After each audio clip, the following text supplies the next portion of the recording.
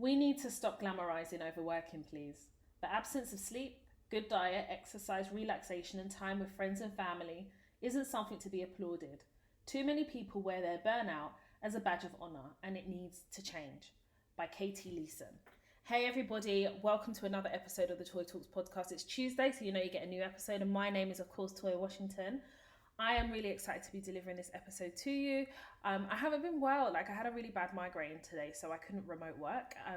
And anyone who's a migraine sufferer knows how debilitating migraines are. I don't get them as often as I used to, but when I do, it's usually because either I'm stressed, a lack of water, I'm not drinking enough water, and I definitely think the lack of daylight during the day does affect me, and I need to kind of put more walks in and make sure I really am intentional with kind of getting out and having some fresh air. Despite it being lockdown, I think that I am quite a hermit during winter, and I know a lot of people are kind of similar. So yeah, that's why I sound a little bit bunged up as well. My sinuses are just, I don't know, they're so bunged up. And you know, you get so scared because you can't even tell people you don't feel well because they're like, Corona, Corona. And you're like, no, can I just not be ill?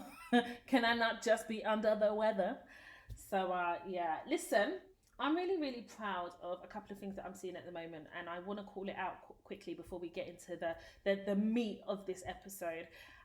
Alison Hammond, who was more like a guest host of This Morning, has now been appointed as a permanent spot on This Morning. She is replacing Ruth Langsford and what's his name? Eamon Holmes. I cannot stand Eamon Holmes. I actually can't stand him. I think that he is an arrogant prick. That's just my opinion.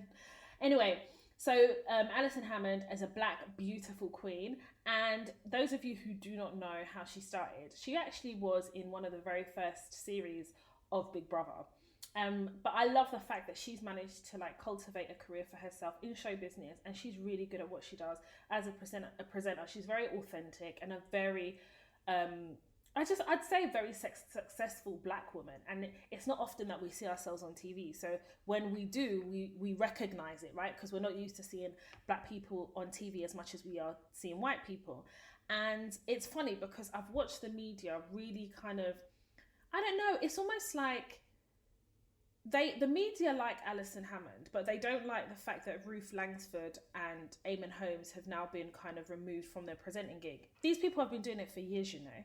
And apparently, allegedly, Ruth Langsford takes a swipe at Alison by saying that she didn't have to be on a reality show to get the job. So basically saying that the only reason why Alison Hammond has now got the job as a permanent presenter on This Morning is because she was on Big Brother. She was on Big Brother almost 15 years ago. I don't see the correlation. But again, whenever black people are stepping out of the construct that white people create for black people, when we step out of that, when we start forging lanes of our own, instead of white people to either encourage it or see it as something positive, they see it as a personal attack on themselves. I genuinely believe that the white fragilities are such that any success apportioned to black people is a threat to white people. I genuinely think that racist white people see the success of a black person as a rise against them. They see it as a direct threat. And I don't know whether Ruth made that comment or not. It's allegedly, as I've said. But I would expect both Eamon Holmes and Ruth, who are married, by the way, to celebrate and congratulate Ruth because to celebrate and congratulate Alison, because Alison has been on This Morning for such a long time. But I think where their reactions allegedly is quite negative, it makes me think, were they just happy to keep her where she was? And now she has a permanent spot and it's unseated them. Suddenly it's a problem. So how long do they think they will continue to host This Morning? Till death do us part? I don't understand. Anyway, let me just leave that. Let's just concentrate on the positive. Alison Hammond, a black queen, has a permanent spot as a presenter of This Morning, and she is well deserved. She's worked really hard for it, and more importantly, we love visibility. We love seeing ourselves on TV and somebody who represents us as black people and as black women. And as a black woman, from one black woman to another, I'm so proud of her. So last week I got a message from somebody, and they needed some advice, but the type of advice they needed due to the dilemma they had wasn't for the podcast. It was quite deep. And it was deep because I recognized a similar situation that I was in when I'd finished uni, and I was able to help and guide this young lady because I knew 100% what she was going through, because I've been through it. And hers was, I'd say, a lot deeper. But I definitely wanted to come into the podcast episode and talk about it here, because I feel as though, listen, whenever there's been a discussion about religion and stuff, I tend to stay away from them topics, because I believe that everybody has their own individual journey with religion. And I'm very spiritual. I was brought up in a Christian household, but I do have a lot of questions about faith. And I definitely understand that the journey in religion is a private one. And that's why I tend to stay away from conversations. Like when people ask me, what do you believe in? It's like, okay, I'm not comfortable having that conversation with you because I'm still trying to figure stuff out. But I have taken the time over the last few years to really explore my spirituality. And anybody that knows me will always tell you that I always talk about the spirit and my spirit. And I have a very, very strong spirit. Yeah? I have a very, very clear understanding of who I am, and therefore the type of people that I keep around me. But in my early 20s, I will definitely say that I made a lot of mistakes. I was very ignorant, and it was like I was in a bubble that I'd created for myself, where I thought that everybody plays fairly. I made a lot of mistakes as well, and a lot of it was down to immaturity. And a lot of those mistakes, as the podcast progresses, I will discuss it, because in as much as I know how to navigate the world of work now, in my early 20s, I didn't even know that there was a way to navigate work. I just thought, hey, I got my degree here, I am world, where's that job that's been waiting for me? But we know it's not like that. In my early 20s, I would say that I was the epitome of a person who self-sabotaged. And there were different elements of how I self-sabotage, but for the purposes of this podcast episode, one of my self-sabotaging came from me and my mouth. I had a big mouth. I had a very big mouth. I finished uni, and I didn't go to law school straight away. I think it was like 4 years in between, and then I went to law school. But in those 4 years, I was, especially when I finished uni, I got an agency job for a few weeks, and it was okay. I say it was okay. It wasn't a good experience. I ended up leaving there, and I had to sign on. And signing on for me was probably the most educational and the most humbling thing. One of the most humbling things I did in my 20s. I always believed that I had a right to sign on because I had paid into the system, and so had my parents. And therefore, if I needed help from the government, then it was well within my rights to ask for that help, and therefore job seekers allowance, it was due to me. That was my attitude. And I had a really good friend at the time, and we're going to call her Michelle. And Michelle's a few years older than me, and she was working in a call center. So I was unemployed. So I was signing on every 2 weeks. And I remember every time I had to go to this job center, it felt like the most humiliating thing I had to do, because I knew that not only was I educated, I'd gone to university, I got my degree, but I was being treated, I felt like I was the type of person that wasn't looking for a job. And I used to remember that when I would sign on, I had to make a decision, because I had to get on the bus to go to the job centre. And that was money I had to spend out of my job seekers allowance. I couldn't afford that. So I decided that I would walk there and back. And let me tell you something. When I would walk there, the type of sweat that would ensue on my body. Then I will go there and I will be out of breath, but you have to play it cool. And as I would enter the job centre, there would be the same security guard, and he would just leer over me. And I used to have this thing in my head that I need to dress properly, you know. I need to dress it. I need to let them know that I'm not here for the long haul. You know, I have to let them know that I'm really about looking for this job. But when you walk in there and you're signing on, don't give a fuck. As far as they're concerned, you're somebody who needs money from the state and everybody gets treated the same. But I didn't realise that, right? I thought they could tell the difference. They could see that there's some career benefit claimers and there was other people who genuinely, this was a stopgap until they could actually find a job. And every time I'd go to that particular job centre, this security guard, he would just, and every 2 weeks that I would go there, he would grow in confidence. And until one time he actually spoke to me and he said, "Oh, excuse me, do you mind standing here? Because you can't stand there." It was the most ridiculous thing that he'd asked me to do. I didn't need to stand there. I was fine standing where I wanted, but he wanted to tell me that he was the boss. And if I didn't move and stand where he said I should stand, he'll ask me to leave. And that will be 1 week without job seekers allowance. So I had to suck it up. I had to go move. In fact, if he told me to jump up and down, do starfish, I'll have to be doing it. I even remember one day I walked in there and I had a pencil skirt on and a top. And as I walked past him, he said, "Oh, nice ankles." Yeah. Ankles. I just looked at him like, what the fuck is wrong with you? But what could I say? I had a nervous smile. I had to continue walking where I was going. After all, it'll be my word against his. So you can imagine that every 2 weeks I had to go to sign on. I would do so with dread. And I remember thinking to myself, if I didn't go 1 week and said I was ill, what would happen? And I remember going on the internet. It says if you don't come 1 week, you won't get that 1 week job seekers allowance. So it was non-negotiable. I had to go. So that my friend Michelle, she knew I was signing on. It's something that I shared with her. And every time there was a job that I saw and I wanted to apply, I'll always tell Michelle. Yeah, in my head, there was nothing wrong with not telling her. After all, she's my friend. But it was hard.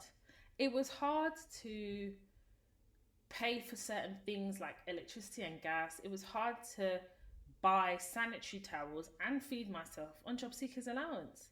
It was hard. I can't remember how much I was getting, but I remember it was about, I remember it wasn't up to £200. I know that.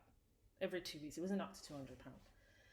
And Michelle would invite me, "Oh, do you want to go to dinner? Do you want to do this? Do you want to do that?" And obviously my answer was always no, right? And every time there'd be a job I wanted to apply for, I'd always tell her. I remember there was one day, at this point, I've been signing on for about 3-4 months. And I said to Michelle, "Michelle, is there any jobs going where you're working at the call centre?" Because she was quite popular in her workplace. The managers all knew her. She'd been there for quite a long time. So in my head, I believed that I thought that she held some type of influence. So I asked her. And she said she'll check and come back to me. She did check and come back. She said there's no jobs. But when I went onto the local authority website, there were job vacancies. There was job vacancies there for that particular call centre. I said it to her. I said, "But I've seen it online." And she goes, "Oh, well, I don't think they're taking recommendations, so you might have to apply directly." I said, "No problem. If I apply directly, can you help me with the application form?" She said, "Yeah, of course." My dears, I begged that girl probably every other day to help me with that job application. There was always an excuse, to a point where I just stopped asking. But every time there was a job interview that I was shortlisted for, I would never get the job. I will always be shortlisted. I'll go for interview for a job, but I never get that job. I remember there was this one time I was saying it to my fiance, because I was telling him about this story, and I was telling him what I learned from it. But I remember telling him on Saturday that I remember there was this one time, and she sent me an email. She texted me. She says, "I've sent you an email. Click on the link." And it was this beautiful dress, and there was 4 other links in this email, and these were all the things that she had planned to buy herself. And I couldn't even remember the last time that I bought myself clothes. I remember that I definitely needed to buy myself underwear because them holes were getting bigger. You know what I mean? My underwear was getting tighter. You know when it's too tight and it starts chafing? But I just didn't have the money. And I said to myself, as soon as I get a new job, the first thing I'm going to do is make sure I fill my fridge up, change my underwear, put electric and gas up to the maximum. But until that time, I had to keep looking for a job. So every time I'd get a job interview, I never got offered a job. And there was one day I saw a job and I applied. And I don't know what had happened. I just never got round to telling Michelle. And I got shortlisted and they offered me the job. Now, the only reason I couldn't take that job is because it was outside London. And it wasn't feasible for me to travel 2.5 hours every day to get to work. I had to factor in how much I was getting paid versus how much I would have to pay for transport to get there. I'd have nothing left. In fact, it was more cost effective for me to stay on benefits. Yeah, it was. I've got to be honest, it was. So I rejected the job. But then agencies started calling me. Remember, I'm still unemployed signing on. So I'm having these interviews in between the 2 weeks because it was crazy because I couldn't tell the job centre, oh, I'm going to job interview, because I remember whenever I tell them I was going to job interview and I didn't get the job, then it was almost like I would be reprimanded for not getting a job, and they'll be like interrogating me when I come into my bi-weekly interviews. And it got to a point where I had to sign on every week for 4 weeks, and then they tried to put me on some computer course. I'm like, are you kidding me? Of course I know how to fucking use a computer, but in order to get my job seekers allowance, that's what I had to do. Then I managed to get a new at the time, I don't know what they call them, consultants or whatever they're called in the job centre. I got a new one because the one that I had before had left. So they put me back on the 2 weeks again. And Michelle would call me, oh, how's everything going? And I'd be like, oh yeah, I'm still signing on. And I remember things being so hard, but feeling like I couldn't even ask her for help. Because I felt like she knew how hard it was because I was telling her. So if she wanted to help me, she would offer. And she'd say things like, oh, maybe you just need to apply harder for roles. I want someone to explain to me how you apply harder for roles. I'll be up morning till night applying. And I'd be telling her the jobs I'm applying for. And like I said, some of them I won't hear back, but the ones I get shortlisted for, I maybe have an interview, I won't hear back from them again. So agencies started calling me. And I decided that I'd go to these job interviews and I'm not going to tell Michelle. In fact, I'm not going to tell anybody, but specifically not Michelle. And I managed to get a job. And that job I was working in, it was an agency job working for Royal Borough, Kensington and Chelsea. And it was short term. I think it was like 4 or 5 weeks. They extended me. I was there total about 3 months.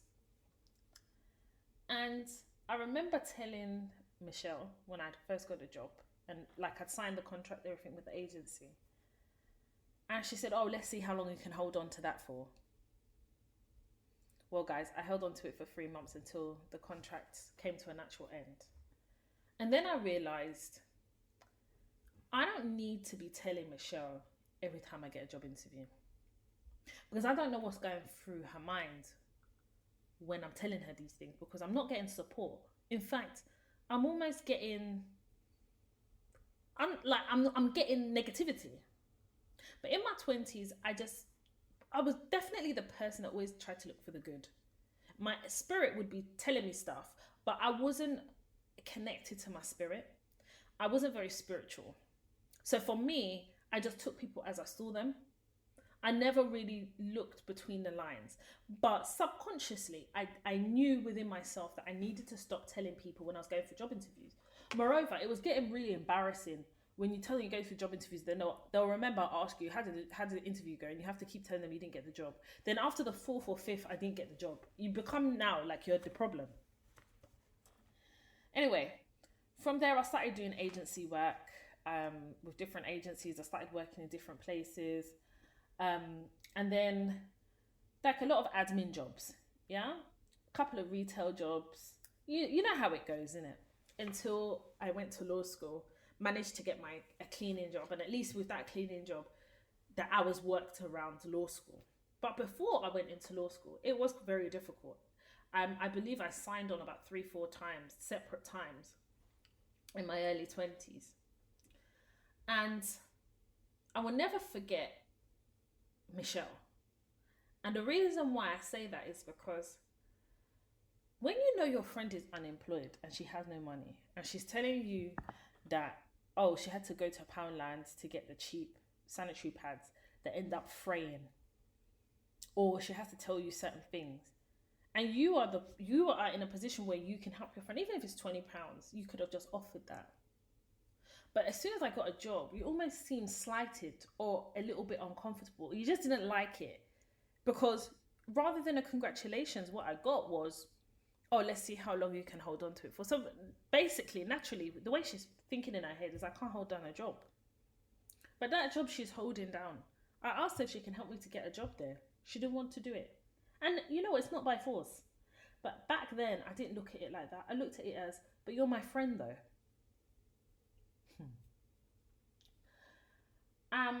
As you guys know, I've told you guys the story. You know, I went to law school and everything. I was working. I definitely feel like the older I got with the more experience, the more I knew how to kind of tailor my CV. I started understanding interviews a lot more. So I was getting jobs. I would say that another difficult period during my early 20s was definitely like law school. I found it difficult managing a full-time course and working nights. Like, that was difficult. But I pulled through and I did it. But you know, they say karma is a bitch. Karma is a big bitch. She's a big bitch. The tables turned. Yeah, they did. Because Michelle ends up being made redundant from her call center job. And she had no other skills apart from working in that call center. So she then had to retrain in another area, and she chose a different career path. And I was there. I supported her 110%. There were times when it was financially so difficult for her. I didn't wait for her to ask to borrow money. Do you know, I just gave it to her. Sometimes I would just do a food shop and take it to her house. Yeah. But one of the biggest lessons I learned was that sometimes we can self-sabotage our own success by opening our mouths to tell people what we're about to embark on. And I don't think people tend to understand the power of the words that we use and the power of the words and the things that we tell people. And I think when I look back, a lot of the things that didn't happen for me was because I told people what I was doing or how I was. I don't understand why people still tell people that they're having a job interview. And I'm not saying you should keep it a secret. That's not what I'm saying. But it's not everybody that you can tell. It is not everyone that you can tell.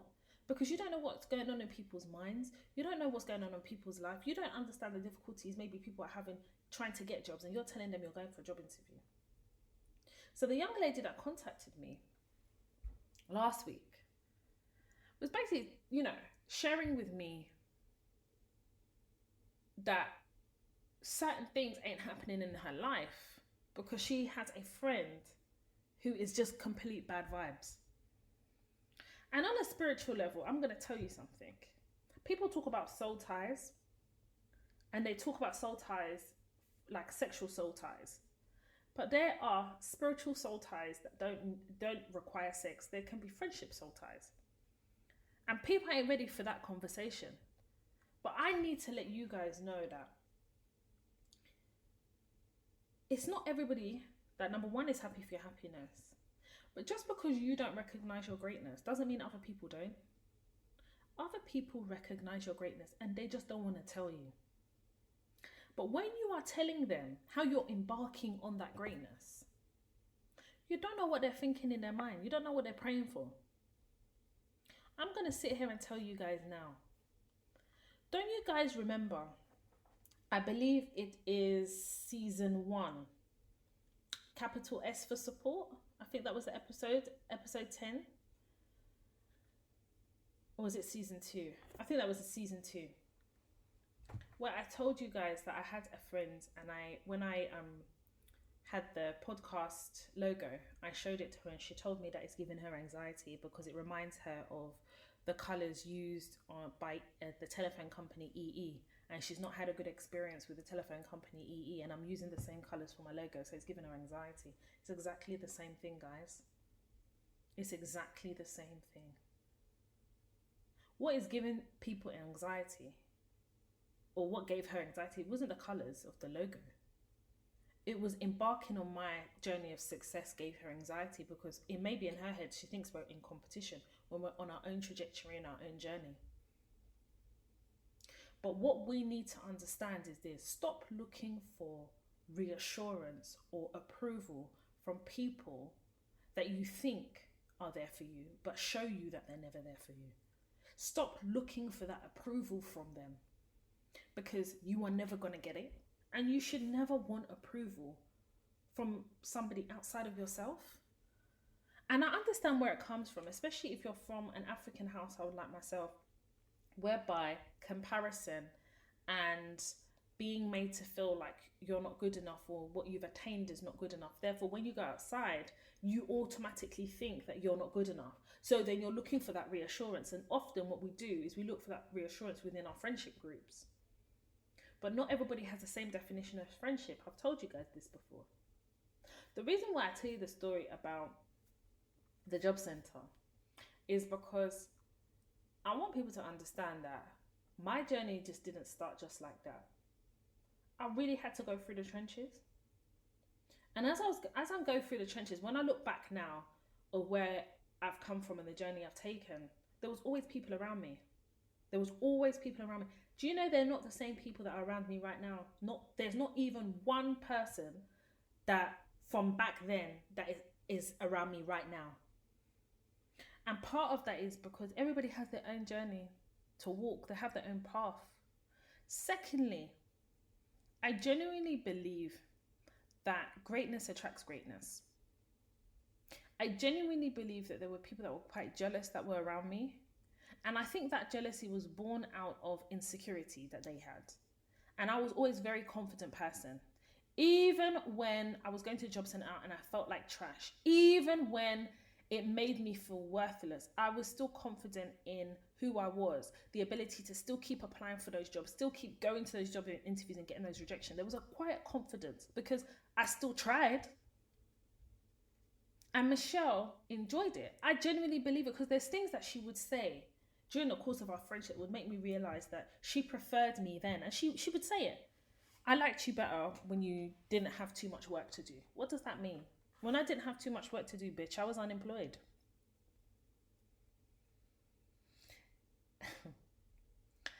It's funny because Michelle still tries to keep in contact with me now, but I'm far, far away. You know, my culture, we say you use a long spoon to eat with that type of person.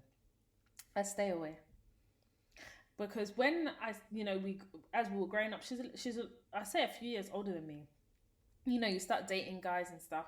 There was all types of jealous streaks in her. Like, she wouldn't introduce me to a guy she's dating because she'll say, "Oh, you're more his type. I don't want him to fancy you. If he sees you, he might not want to be with me." She'd say shit like that. And I remember all those things.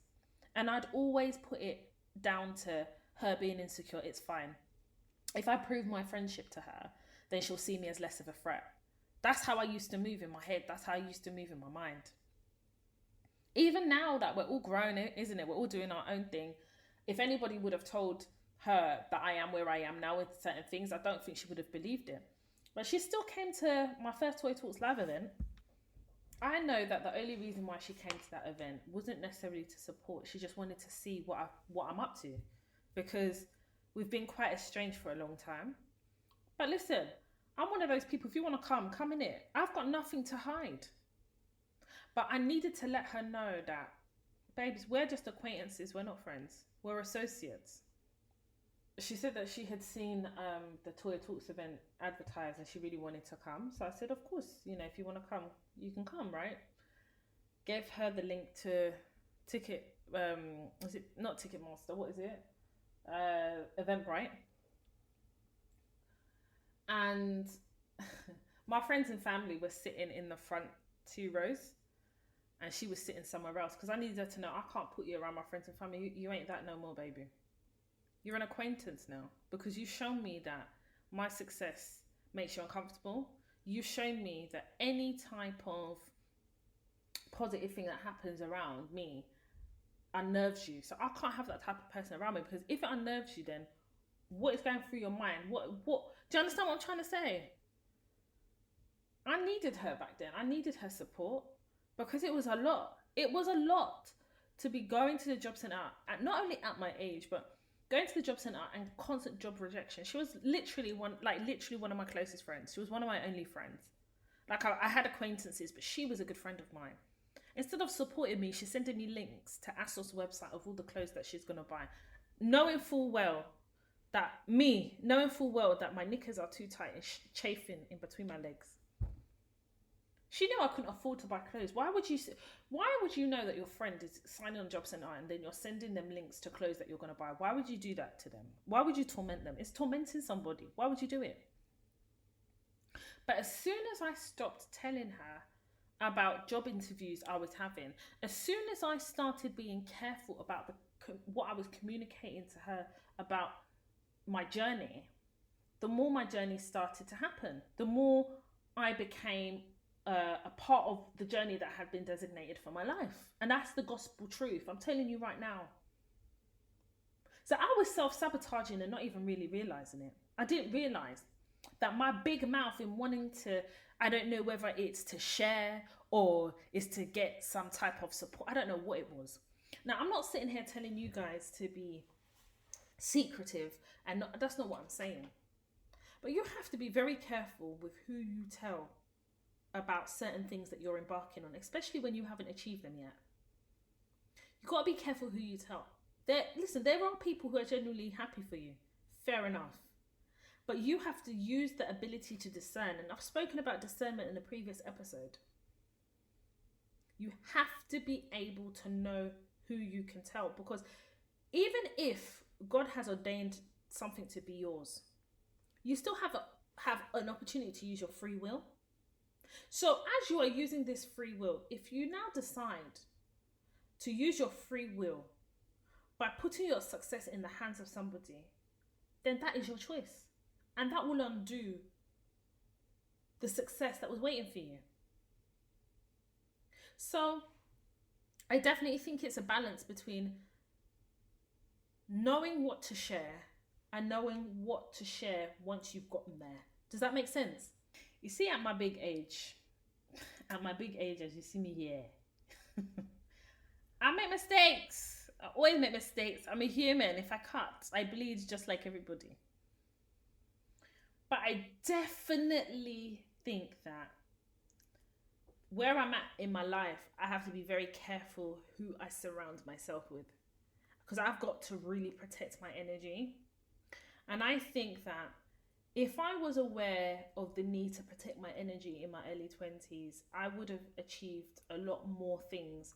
I would have been less of a saboteur, but more of somebody who embraced a lot of the things that were ordained for me. But I sabotaged a lot of things. I did, 100%. Because sometimes I sit back and say, why didn't this happen this way? Why didn't this pop off at this time? Why didn't I was so close, but yet so far? And I definitely know it's due to my mouth. I had a big mouth. I did. I had a fucking big mouth. Whereas now, I definitely think that I'm very careful what I say, to who I say it. But more importantly, I know who my friends are. So I know, I have a particular friend whereby I can tell her about things I'm working on to get her advice about certain things. And equally, she will come to me for the same. When I'm celebrating, she's the loudest. She celebrates me the loudest. And when it's time to celebrate her, she knows I spare nothing. I will scream it from the highest mountaintop. That's a balanced friendship. Because her success is mine and my success is hers.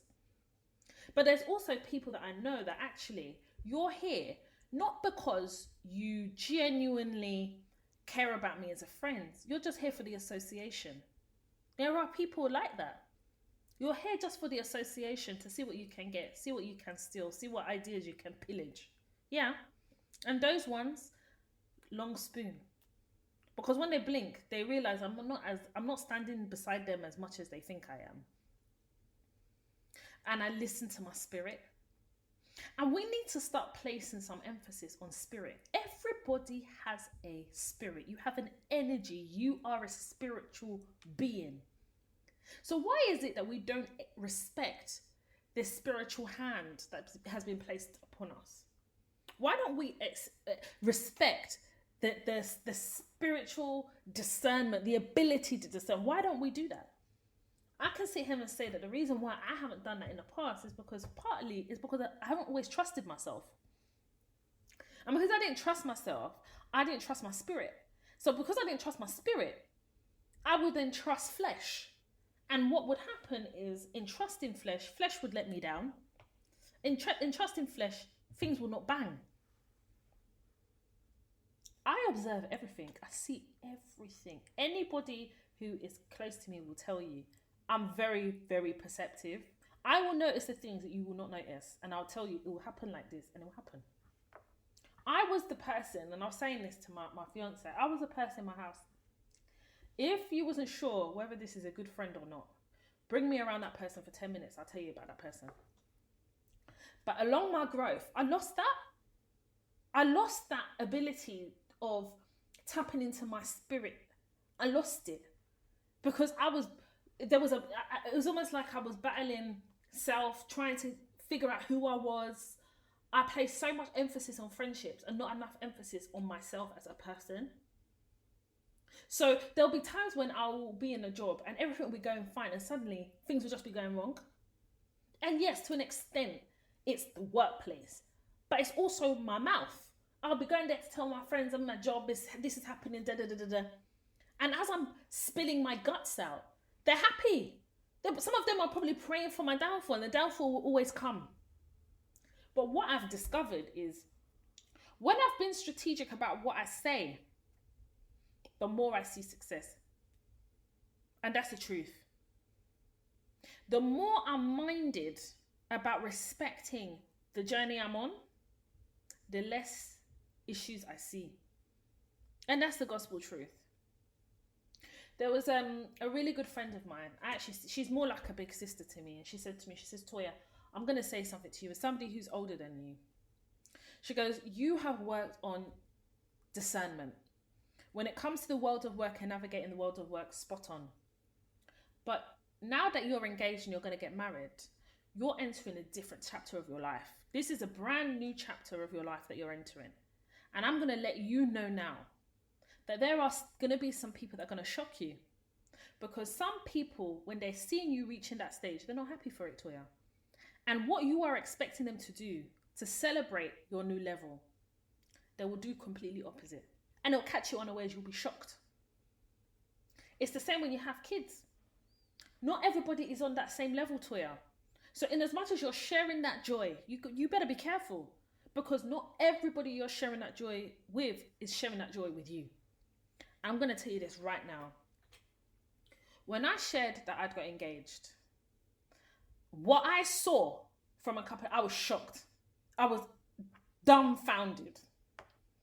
Because it was almost like certain people were happy with the level I was at because we were all relatively on the same level in their minds. Because the way I look at it is, it's not about level. It's just about a journey. And at every journey, there is a story to be told. At every journey, there's an accomplishment to be had. But I just saw people behaving in a way that I just couldn't understand. But my spirit always told me that something isn't right with 1, 2, 3, 4. Something's not right. And I'll just be watching. So when I announced my engagement, oh my God, I was surprised at the speed in which they reacted in that way, but not surprised at the way they reacted. Does that make sense? So even at my big age, I'm still learning the power of the mouth, the power of words, the power and the ability that we have to sabotage what God has prepared for us. I feel like just because we have to be mindful to not sabotage what is being prepared for us or what is awaiting us, doesn't mean we're not allowed to celebrate. And I need to let people understand Celebrating is like testifying of God's glory in your life. I believe in testifying. I believe in celebrating. But I also believe in being aware of how people react around you when you're celebrating. If they're not celebrating at the vertebrae, at the loudness that you are, something is going on. And some people can turn around and say, yeah, but Toy, you don't know what's going on in people's lives. That's true. But everybody has something going on in their lives all the fucking time. Everybody has something going on in their fucking lives all the time. What we're saying is, are you able to put aside whatever it is that you're thinking and what you're feeling to celebrate me? Because the way the circle of life is, there will come a time when you will have your own celebration. I will have to meet you there to celebrate with you. Because you can't be up all the time. No condition is permanent. Everybody has their time. There's a time to be sad. There's a time to be happy. There's a time to be merry. There's a time to be joyous. There is a time for everything. Your time will come. Your time will come. Listen, when it has come to anything that I have done in my life, and I'd say since the age of 27 till date, I've just been very mindful. I remember when I got into Big Brother. Now, anybody that knows me will tell you this story. When I applied for Big Brother, I didn't tell nobody. I didn't tell anybody. My people, are you here? Are you hearing? Let me tell you, my fellow Toya Talks listeners, I didn't tell anybody. I did my video. I submitted it. I got an email to say I was shortlisted. I found myself. What's this place in North London? The Big Brother Studios. Anyway, I can't remember. It's in North London. I went there. That was a full day of auditions. I didn't tell not a soul. I remember when I got to the semi-finals, I remember speaking to one of my boys. And I just said to him, I said, did you know they're doing Big Brother auditions? He said, yeah, I heard through the grapevine. I said, I was thinking of applying. He said, you probably won't get in. Little did he know. I was at the semi-finals. Little did he know. I said, yeah, I probably won't apply. Do you know when some people knew that I got on Big Brother? Do you know when? It's when they saw me there. Hello, and we're welcoming Toya Washington, and the doors opened. That was the first time they saw my blood clot walking down there. Yeah. So, I'm telling you guys, when something great is about to happen in your life, be careful who you're going to tell. If I had told people, I applied for Big Brother, I'm going to this audition at this time, at this day, at this time, at this day, I'm telling you, I wouldn't have gone to the finals. I wouldn't have gotten to that show. I wouldn't have. Because during that time, the circle of friends I had was industry. Because I was in the African entertainment industry for a long time. People that know me, they know my journey, they know where I've come from. Do you understand? So a lot of them would have loved to be there. So who is this skinny, flipping girl that has one iron board backside to think that she's fucking going on Big Brother? I'm telling you, when I came out of the Big Brother house, when I switched my mobile on, I've never seen how many missed calls that a mobile can have before like that. I had over 400. The text messages were mad. And then my manager at the time, he was like, because what had happened is I told him that I was doing something.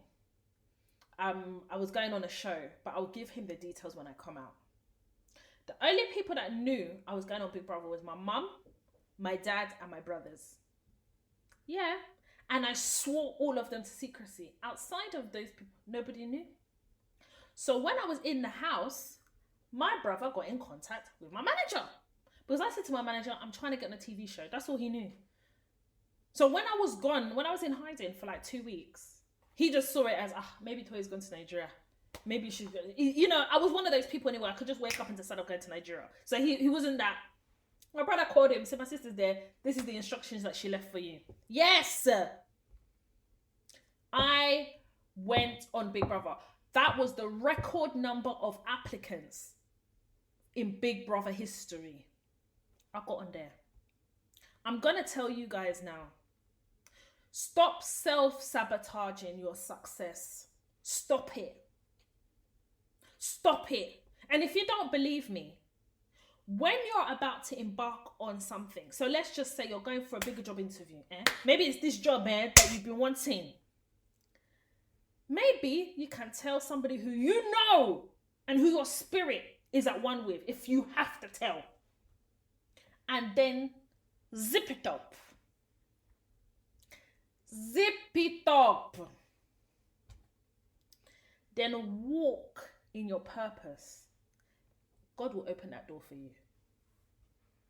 If it's supposed to be yours, God will open that door for you. This is why I say, you know when people are trying it, I call them one bashi. One bashi. Go and ask one of your Igbo friends what one bashi is. One bashi. There's levels to this.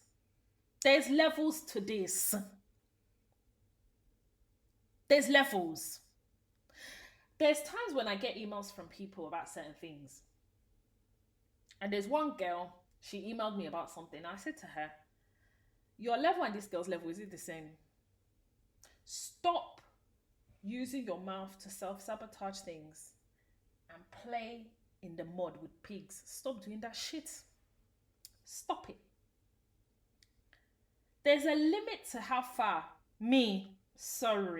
you will never see me doing one madness on social media. It's not me. No, level don't change. Level don't change. A different level.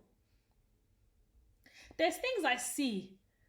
Like when people are talking about the world of work, navigating the world of work, career, If you don't mention the Toy Talks podcast, either it's maybe you don't know. But if you know the podcast don't exist and you don't mention me, I'm telling you, you got a problem. I ain't got a fucking problem. You got a problem. But I know for a fact that in rooms that I'm not in places where my voice isn't heard, somebody somehow is talking about me. Somebody somewhere is talking about my podcast. Somebody somewhere is talking about how the Toy Talks platform has changed their life. I'm telling you, when you do things with a clean heart, you walk in your purpose and you stop using your mouth to self-sabotage, I'm telling you, the path to your greatness is lit up for you. It's about whether you choose to walk down it. Listen, when this podcast first launched, there's people that started with me that are not here. And you have to get comfortable with that, you know. If you know that your life is destined for greatness, you have to get used to the fact that part of your journey, there's things that you will have to shed along the way. There's things that you will have to shed along the way. And sometimes it's the people that are not supposed to be on that journey. When I started this podcast, I know certain people who were around. But the people that I consider my good friends are still here today. My real good friends, they're still here today. Because when I said I was going to launch this podcast, I know it was doing people something. There was some people it was doing. There was one person that asked me, are you sure that that's what you want to do? I know you're quite a private person. I said to that person, I says, I am doing the Lord's work in sharing my career journey that has enabled me to attain success. In going through what I have been through in my life, if I don't share it with fellow Black women, that means I'm not honoring God, I'm not honoring myself, and I'm not paying respect to my journey. Because in paying respect to my journey, I'm teaching Black women how to avoid some of the pitfalls and pitfalls that I went through. By teaching people how to navigate the world of work, I'm also creating a path for my children to come up. I'm also enabling Black women to become educated in something that we don't really talk about, in the frankness in which it should be spoken about. That's why I'm doing the podcast. So yes, I'm private. I am a private person. It was difficult for me to get to a point where I was like, okay, I'm going to do this podcast. I left it to God. I said, God, if I'm supposed to do this podcast, you'll make it happen. I know the journey for this podcast to happen. And I'm going to tell you guys this. When you want to do something, I've said it already. When you want to do something, when you know the path and the light of your success is about to be, close your mouth a little. Why you feel like you have to make a public service announcement, I don't know. Who is it? Whose approval are you looking for? Who? The only approval you need is approval from yourself. Giving yourself permission to be successful. A word. Give yourself permission to be successful. Give yourself permission to be great. Give yourself permission to have something to celebrate. Give yourself permission to be able to open and embrace what God has ordained for you. What the Spirit has aligned for you, give yourself permission to obtain it. When you use your mouth to self-sabotage, you don't give yourself permission, but you give those negative energy, those negative spirits permission to cause destruction, to cause problem, to cause disarray. That's what you do when you open your mouth to self-sabotage. And you now need to become responsible for the things that haven't banged in your life, for the things that you know that should have banged and popped off. Why? I did everything though, but I don't know what it was. What is it? I did everything I was supposed to do. Yeah? That's in that moment, that's when you have to step back and do critical analysis of yourself. Critical analysis of yourself. How did I really manage this thing? And it's the ability to self-reflect. The ability to self-reflect can save your life and save your destiny if you don't know. The inability to self-reflect will have you repeating the same mistake over and over and over and over again. I'm also going to say this on this topic of self-sabotaging, where we self-sabotage, because I need you guys, as you listen to this episode, to take responsibility for the things that you've self-sabotaged. I need you to reflect on the things that you've done. You've got to be honest with yourself. What is it? Where have I had a hand in my own self-sabotage of my own success and my own destiny? I also want to put you onto something. You know, if there's people that are too nice, it can disarm you. Follow me here. Life is a balance. You can't have too much of one thing or the other. I believe that life, this is my personal opinion, take it if you like, leave it if you don't. Life is a balance. When people are too nice, over and beyond what I would deem as reasonable. Because there are people that are just too nice. That's not normal. That's not normal. And I know people are thinking, what are you saying to me? Yes. Do you know that there are people that are too nice? They do the most, is the better description of them. They do the most. They do too much. And that in itself disarms you. Because when they disarm you with that niceness, you'll even feel guilty if you feel away. This person is doing too much. You'll even feel guilty. Because doing too much is, in our head and in our conditioning, is not a bad thing. And in that disarmment, and that person now, that niceness has disarmed you. That could also lead you now to start spilling your guts. That will also now lead you to really think, this person is really there for me, Sha, because the way this person is doing up and down for me. Nah, it needs to be a balance. There needs to be a healthy balance. Because I'm telling you, that person that does the most, that person that is far, far, far too much, as in that person just does the most, that person's dangerous. Because I always think, what are you up to? I'm going to sit here and tell you, my friends are a balance. One of my friends, well, I say one of them, all of them, at any one time, we have just not agreed at things. More than once. Come on. We don't agree. We don't always agree. One of my really good friends, we were messaging each other about something and we just didn't agree. I was getting on her nerves. She was getting on my nerves. But this is the person that I know that has my back. If I call her now and say I need you, she's dropping everything. She's here. She knows if she needs me before she's even finished the sentence, I'm already in the car. I'm already there. Friendships need a nice, healthy balance. You're not supposed to agree all the time. Friendships are not agreements. It's not agree. Some friendships are actually, do you know what? Sometimes I need you to be my eyes when I cannot see you. You need to take the time to cultivate these relationships, especially if you're going to use your mouth to start sharing things with them. Know who you're sharing with, though. You know my Nigerian accent, sometimes it comes out when I'm passionate, but I have to speak the things. I know what I'm saying. When somebody's niceness defies logic, I have a problem. Because you can't be nice all the time. Everybody has a bad side. Everybody has a not so nice side. I need to see it. But when you're doing auntie too good, I have a problem with you. I don't like it. Because me, I will tell you I'm not perfect. I'm imperfect. I am a wretched sinner. I will tell you, my friends will tell you, I tell them, I'm a wretched sinner. I am not perfect. But you know what? I will always be there for you. I will be that friend that you need. If you need me, I'm there. When you've gone wrong, I will tell you.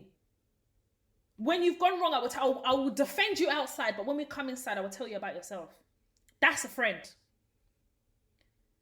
That is a friend. Sometimes I'll just wake up in the morning. I'll be like, you know what? I'm going to put a smile on my friend's face. I will send them flowers. Yeah, there's a balance. There'll be other times when I'm pissing them off. But I know when push comes to shove, my dear, when shove gets to push, I know who's there. Don't allow auntie too nice to disarm you to self-sabotage as well. Because people assume that you self-sabotage because, people assume that, self-sabotaging happens in one way, i.e. where you share things with somebody you thought was your friend and that person now shows themselves cool. But sometimes you can self-sabotage when people are doing auntie too nice. I'm just letting you know. Life is a balance. People are a balance. Everything is a balance. It's not too much of one way. It doesn't work. Too much of something is bad. Too little of something is bad. You need a balance.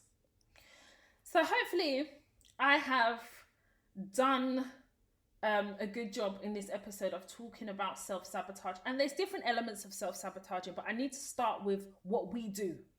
Because we need to hold ourselves responsible for some of the things that don't happen the way they're supposed to in our lives. We need to hold ourselves responsible when you're going to all these interviews. You know you're doing a good job. You know you're delivering, but you're not getting the job. What is the reason? There is a reason. Sometimes that reason is a spiritual reason. It's spiritual. And I think that hopefully that this episode will have people start thinking and considering this aspect of their lives where we talk too much. And it's easily done. It doesn't make you a bad person. And I'm not sitting here advocating for people to be secretive. That's not what I'm saying. I'm saying be strategic in what you say. Know who you're saying it to. That's what I'm saying. So guys, I'm going to leave it there. And we're going to go on to a dilemma. So I received a couple of dilemmas actually. The first of which was via email. So I'm going to read it out to you. And then I'm going to provide the advice as we normally do. This is entitled Intern But Not Working. Hello Toya, thank you for being so open to share your work experience, as this has helped me become so much more confident in interviews, which resulted in me having 2 successful jobs in a span of a year. I am currently working for a telecommunications company as an intern in the procurement department, which has always been a dream for me, but upon arriving, my manager/mentor has only given me admin work to do. She hardly ever gives me work, real work. I want to become an expert in my field, but how can I grow when I'm not even given a chance to learn and grow? I've tried on many occasions to ask for more work, but she's always too busy or says, I'll get back to you, and never does. This is the second internship program that I have had that I haven't learned anything related to procurement. Can you kindly provide me with your advice on what to do? So I'm going to say first and foremost, let's celebrate your successes of having interviews and having 2 successful jobs in a span of a year. That is an achievement. And we need to, as Black women, take the time to celebrate our achievements because we don't do it. I know that I don't do enough of that. So the thing is with I personally don't believe in internships, and just follow me here for a moment. I don't think it's fair to hire an intern who works for free, but does the job as somebody else in that procurement department. I don't agree with things like that. I think a labourer is worth their wage. And I think even people that work with me, if somebody offers their services for free, I don't accept. I pay for your services. Because if I put value on what you provide, then that value has to also be monetary as well. That's my view. Interning, I've always been told, is a great way to learn. I don't think so. Because I think interns are not treated with the same respect as other employees. And I think that is what you're saying to me here. You're not treated like other employees, because I'm sure other people in your procurement department have work to do. Typically, procurement departments are very busy. Very, very busy. I'm yet to see a procurement department that isn't. To be honest, it's probably one of the busiest functions in an organization. Because there's always strategic and transactional things that are happening within the department. And also as well, procurement spans every aspect of an organization. And we're talking about from HR right down to finance.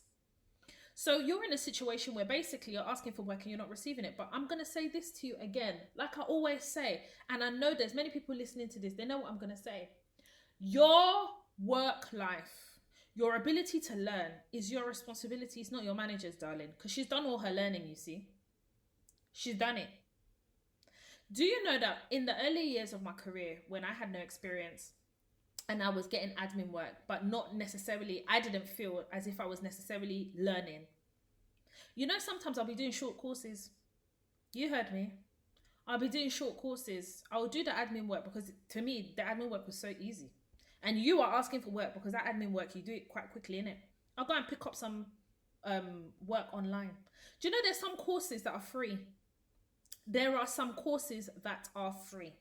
I'm not here to promote companies that don't pay for sponsorship though. But there are companies that, FutureLearn is one of them. FutureLearn, there's courses on there that are free. Yeah, you heard me. You have to take responsibility for your own learning. Because what you don't want to do is be in this organization for 2 years and you have nothing to show for it.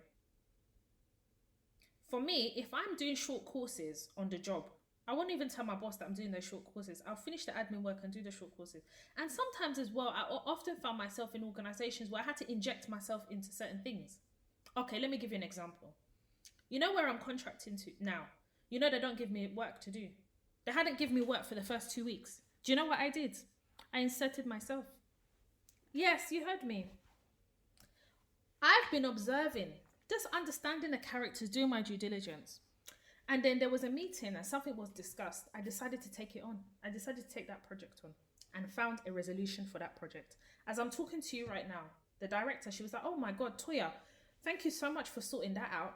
Oh God, I didn't know that you were leading on it. I didn't know who was going to lead on it. Yes, because even now, as experienced as I am, people don't just give you work. Sometimes you've got to take it. But part of that taking it comes from also confidence. And that's why I found doing short courses, it really enabled my confidence. So, you know, like some people say, how did you get into procurement? I tell them, I kind of fell into it.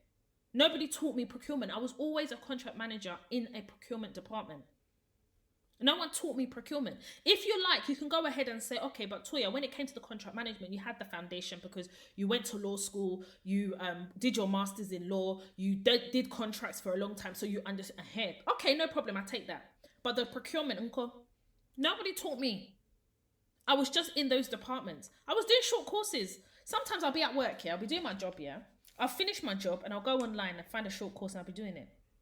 If my boss is walking past, she'll be asking me what am I doing. So, I'm just doing a short course, procurement course. Because, I asked you a couple of weeks ago if there's any work going and you said you'll let me know. So in the meantime, I thought that I would just enhance my knowledge as I wait for you to kind of give me some more work. Yeah, that's how I used to use my mouth. That's what I used to say.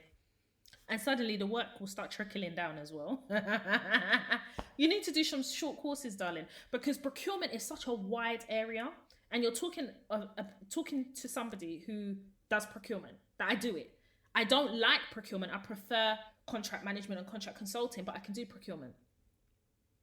And there's a lot of courses. I mean, okay, fine, I did my SIPs. But if you don't want to do your SIPs, of course, there's a fee to do the SIPs. I think it's like $3,000.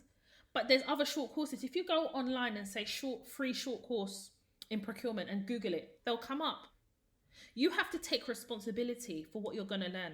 Because if you think a white person is going to sit there and teach you the tricks of the trade and how to learn, no. Sorry, darling, that's not going to happen. I can tell you that's not going to happen. This construct of the world of work has not been built to benefit black people. Then you think that the person that built that construct is now going to help you to learn so it can benefit you. That's not how it works, babes. And it's very difficult. I understand, because you're an intern. And I get, for you, you think that you're less than. You think it, because I can read it here. You think that you're less than. But you're not. You are more than equal to the task. You are more than, because you're already working in a procurement department. Do you know how many people would kill to even work in a procurement department? They have no experience, no nothing. They just want to have the exposure. You have it. I'm sure you're CC'd on emails about certain things. Follow it. Follow what's happening. Pick up a short course. You need to show initiative as well, you know. I've managed departments before. You know, I invest time in people that show initiative. Yes, because I can take the donkey to the stream. I can't say, donkey, this is water. Donkey, this is good for your nutrition. Donkey, drink. I can't do that. I need people that use their initiative. Because if you show me that you use your initiative, it shows me that you're interested. If you're interested, it shows me that if I invest the time, it won't go to waste. Do a short course. Pick up one short course, finish it. Send it to your boss and say, oh, I just want to let you know I've done this short course. As you know, I've been asking for more work. You haven't been able to give me some work, but I just want to let you know I've done this short course. And therefore, if there's anything related to XYZ that I did in this short course, can you please let me know? Yes, you have to keep doing that. But you can't leave this internship without learning things. I'm sorry, otherwise it's a waste of an internship. But the responsibility to learn is yours. It's not your manager's. Your manager is just there to manage you, to make sure that you turn up, to make sure that you've logged on. Yeah, let's be honest. When you talk about real work, clearly you know what that real work is. So you need to start positioning yourself to receive that real work, my darling. Because maybe the real work that you're seeing isn't what you're going to receive here. Maybe this is the training ground and stepping stone for your next opportunity. So if you're waiting here, like you're waiting on a lift, that lift may not come, babes. You have to decide, okay, you know what, I'm going to walk the stairs.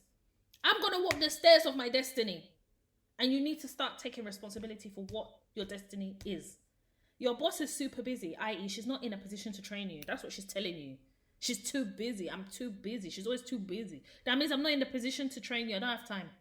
Because managers make time for the things they want to do. People make time for the things they want to do. Nobody's too busy to do the things they want to do. Your responsibility is your career. And your destiny is dependent on the choices that you make. So you have to make a choice here. Do I find some free short courses to be doing to keep myself occupied? Because I'm going to tell you this now. If you take my advice here, you don't know where your next opportunity is going to be, where you're going to rely on these short courses that have gotten you through. I promise. That's how it happens. You'll say Auntie Toya told you. Hopefully that helps you, my dear. I don't want you to be disheartened. I don't want you to think that you're not worthy. I don't want you to think any of those things. It's not about you. Some managers just like bums on seats. Some managers just like to see that you're an employment number. You then have to take it the next level and say, okay, I'm in a procurement department. What can I learn? Go on the intranet. What shortcut courses? Have you got an L&D department? What courses are they doing there? Pick them up, do them. We're in a pandemic. If you're remote working, this is a great opportunity for you to build your knowledge. This is a great opportunity for you to enhance your CV. Go on the toytalks.com website. Go and pick up one of the masterclasses. Go and learn. Your learning is your responsibility. As soon as you understand that you're responsible for your learning and your progression, the sooner you start driving your career in the direction you want it to go. And I also received a message on the Toy Talks Instagram DMs. So I wanted to read it out to you guys because I thought it was quite important, some of the points this young lady makes. Listen, girl, I'm 100 years late, but I have finally arrived. After a friend's recommendation last night, whilst me anxiously discussing going back into the working world after taking time off to have my babies. I'm only on episode 1 of your podcast and you took me to church, to the altar. The scenarios I was going through at work were so wild, I thought it was just me and my inability to fit into the clique culture at work, which is so forced. I thought that me and my oversensitive or attitude was the problem. I was always struggled with office dynamics because I refused to play the game. Had no strategic plan as to what my goal in the company was, and as a result, ended up in various scraps in the office. I often left in a somewhat explosive manner, even if nothing was overtly said. I knew about building cases and email trails, but completely forgot about respecting the line of authority. Also, typing in the moment can have mad side effects. Thank you for providing all that you do. You know, when this young lady wrote this to me, do you know what I loved? How authentic she was, and how honest and how vulnerable she allowed herself to be when she wrote to me. This is the first time like she's come to the podcast and she's listened to the first episode. And I think something that this reminded me is about how I was in my early 20s. Now, I don't know how old this young lady is, but in my early 20s, I was a bit of a drama queen, let me not lie. I really thought that leaving workplace with a cloud of something, there was always a dramatic scenario. I'm going to tell you guys how I used to leave workplaces, how I used to resign. It was mad. I was actually crazy. I had no strategy. So every time I was going to workplace, history was always repeating itself all the time because I failed to learn. I failed to make good choices. I failed to be strategic, and I failed to understand that these workplaces are built for white people to succeed. They're not built for black women like me. At the time, a black young lady like me to succeed. No, I weren't built like that. So I was walking into their traps, all their booby traps. I was walking into all of them. But the fact that this young lady has been able to go inwardly and reflect on herself and be like, you know what, this is where I've been wrong. This is where I've been going wrong. But actually, I've been so anxious about the world of work, and I've got a friend that's recommended this podcast. I'm going to have an open heart and I'm going to go listen. I really respect that. And I definitely feel very blessed that I have a podcast that can help women of all ages to be able to navigate the world of work. There's a lady that wrote to me. She's 56. She said I could quote that because she wrote in a dilemma that I will be reading out next week. And she's 56. She says, Toya, you taught me that at any age I can learn. I'm a 56-year-old woman, and there's things that you're saying that I never even considered. And you talk about them with such poise and such experience that I have to listen to it, because clearly what I've been doing has been wrong, Toya. And I love, when she wrote that, I said to her, listen, we all learn from everybody. I can learn from a 2-year-old. There's things that you learn from everybody, but when you open up your mind to learn, you open up your mind to the ability that you don't know everything. And also as well, when you understand that you don't know everything, you're more likely to come with humility, and that humility that will allow your mind to open so that you can learn. So yeah, like the dilemmas that I get, honestly, I really love being able to have a platform like this where I can help you. So if you have any work-related dilemmas that you need me to help you talk through or discuss on the Toy Talks podcast, please email hello@toytalks.com. Also as well, there was a dilemma that came through, and it was actually one of my really good friends, and she wanted some advice in relation to her son. So basically, her son is an agency worker, and he's been working for a particular agency, and had been working there for a few weeks, and then was told on the Friday that his services is no longer required in that particular organisation, and it was with immediate effect. So obviously he's very shocked, and he wrote to the employment agency and basically said, you know, how can you sack me? Like, you know, what is this type of thing? Very respectful though. The email that he sent was very good. But his mum contacted me. She's like, Toya, can they do this? How does it work? So I had to do a bit of research as well, because agency contracts are very different. Now, when you're an agency have an agency contract, effectively you're employed by an agency. So the agency is your employer, and the organization that you work with is not your employer. It is actually the client of the agency that you're working for. Do you understand? So really, all the agency is doing is subcontracting your services to a third-party company, effectively. So she said, can they let my son go like this? I said, yeah, they can. Because the organisation in their employment contract had basically said they have termination of convenience, which basically means that they can terminate a contract at their convenience. And usually it's because the third party organization, if you like, let's just call them third parties, easier that way. The third party organization has a direct contract with the agency, and you don't have visibility of what that contract looks like. Now, maybe they've got a termination clause of 2 weeks, but we're in a pandemic. So if a third party organization is not giving this agency the adequate amount of notice as contracted in the contract, that agency is not going to enforce the termination. I'll tell you why. Because they're just happy to have a client on their books. We're in a pandemic. Some organizations are not even using agencies. So agencies are more likely to bend backwards to accommodate those relationships. And sometimes it's just overlooking the fact that this organization hasn't given the agency the adequate amount of notice. But because your son has a direct contract with the agency, and in that direct contract it says that they can terminate when they want, they don't actually have to pay him for the duration of the contract. So if he had a 6-month contract with a third party agency, and then the third party agency called the third party company, calls the agency and says, hey, we don't need Malcolm anymore. And say if you've been working there for a month, the agency doesn't have to pay you the remaining 5 months. They don't. And some people don't know that they have agency contracts, but agency contracts work very, very differently. It is a direct contract between you. So say if your name is Malcolm and the agency could be, I don't know, Temptation Agency. And then you have an organization called Red Velvet. Red Velvet and Temptation Agency have a contract. You, Malcolm, only have a contract with Temptation Agency. So if Temptation Agency says, oh, we don't need you today, they don't have to pay you for the duration of your contract because they have a termination of convenience. That means they can terminate whenever they like. Red Velvet Company has a termination clause in their contract with Temptation Company. But if they don't enforce that termination, so if they have like a 2-week termination and they don't give 2 weeks, it's up to Temptation organization to enforce it, and they won't. The agencies won't. Agencies will rather cultivate a relationship with organizations properly, a healthy relationship, than the relationships with individuals. And that's because they know that they can always get agency staff, and that's a fact.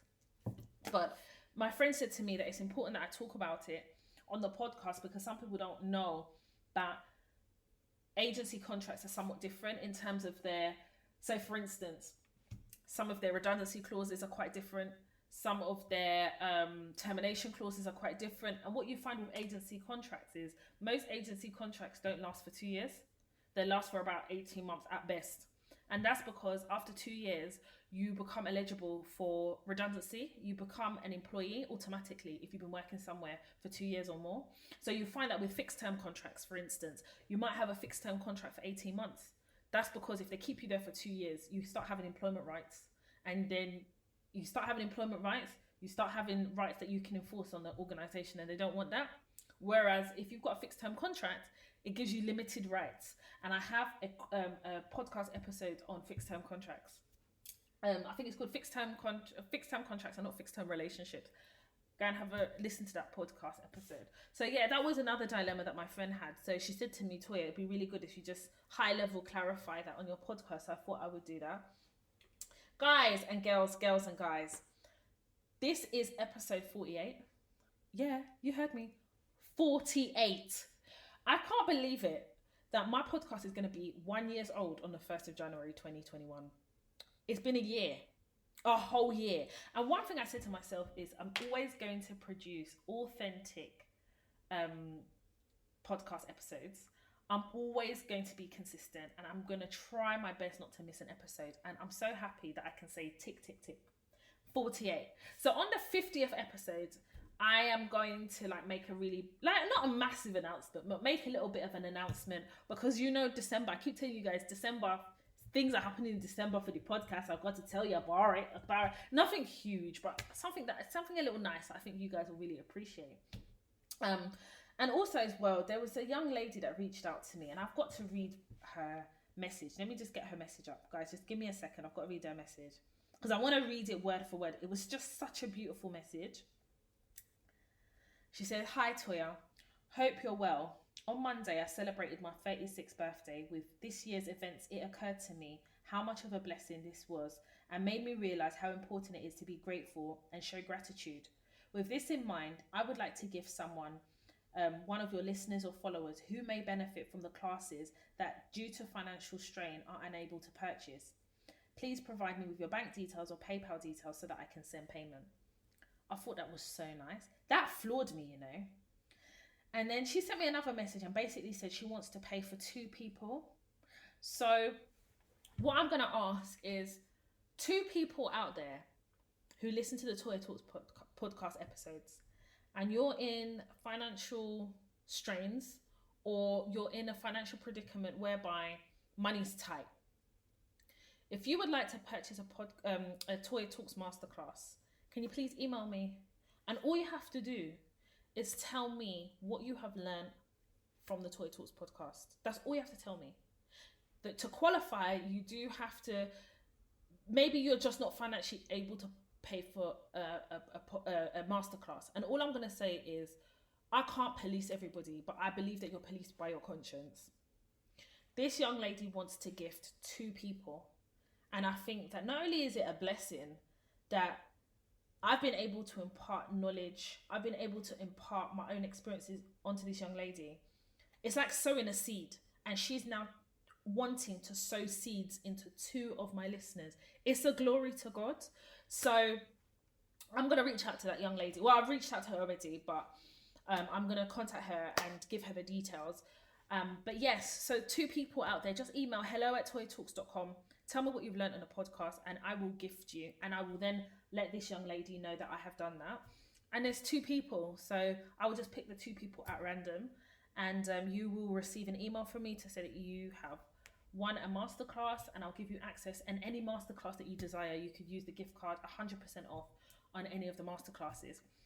Also as well, for those of you who don't know, I do masterclasses on Toya Talks website. So that's toyatalks.com website. We have the CV masterclass, we have the interview skills masterclass, negotiation masterclass, mother and daughter masterclass. We have the redundancy masterclass coming up. Yes, guys, the redundancy masterclass is coming up on the toyatalks.com website. I'm going to be teaching you all things redundancy to let you know where your legal standpoints are, what things that you should be asking about during the redundancy process, what things are available to you during the redundancy process, and things that you need to start thinking about to mitigate redundancies, and things that you need to be able to do to anticipate redundancies coming down the line. But more importantly, kind of just letting you know where your legal stand is financially, where you stand, what is what you should expect to receive, or what you should expect during a redundancy process. So I'm really excited for that to be released. So you guys will soon be seeing that on the toyatalks.com website. Also as well, if you guys want to email in, like I said, any of your dilemmas, email toyatalks.com. That's hello@toyatalks.com. If you guys want to follow me on social media, of course, you know, we have the Instagram handle. My personal Instagram handle is Toya_Washington. The Toya Talks Instagram handle is Toya_Talks. Of course, if you want to follow me on Snapchat, it's Toya Washington, all one word. If you want to follow me on Twitter, it's Toya_W. Guys, I'm going to draw this episode to a close. But before I do that, I want you guys, if you can, please watch a program on BBC iPlayer. It's called Industry. It's really important that you watch that. Anybody who listens to the Toya Talks podcast, you need to watch that program. It's called Industry. It's available on BBC iPlayer. We have just watched episode 1. If you're listening to this on Tuesday, then episode 2 is out on Tuesday.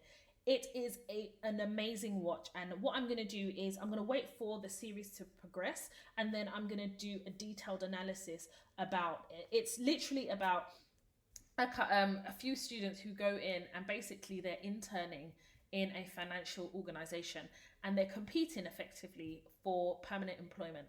But it's about the things they do to be seen. It's about exploring their individual personalities and how their personalities, their upbringing, their environment has basically shaped how they now go about being seen in an organization to obtain the coveted permanent offer of employment. And also looking at the dynamics of a workplace. You guys know I'd never fall in your hand. If I tell you to go and watch a program, there's a reason why I'm asking you. So go ahead and watch that. That is Industry on BBC iPlayer. Guys and girls and guys, we're going to leave it there. And we're going to see each other again next week for another episode of the Toy Talks podcast. My name is Toy Washington, and you have, of course, been listening to the Toy Talks podcast.